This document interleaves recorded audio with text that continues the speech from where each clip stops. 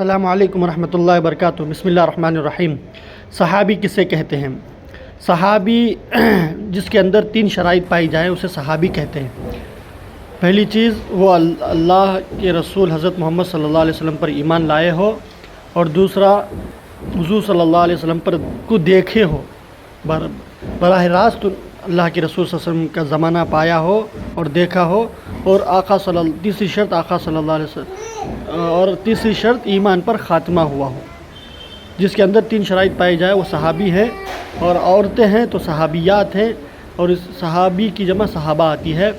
ایمان کے پھیلنے، بڑھنے اور ہم تک پہنچنے کے لیے صحابہ اور صحابیات کا بہت بہت اہم کردار ہے، ان کی قربانیاں ہیں۔ اللہ تعالیٰ انشاءاللہ کبھی عظمت صحابہ کے عنوان سے آپ حضرات سے مخاطب ہوں گا۔ اللہ تعالیٰ ہم سب کو عظمت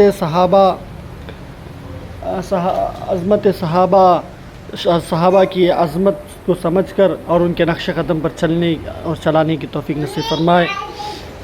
آمین۔ السلام علیکم ورحمۃ اللہ وبرکاتہ۔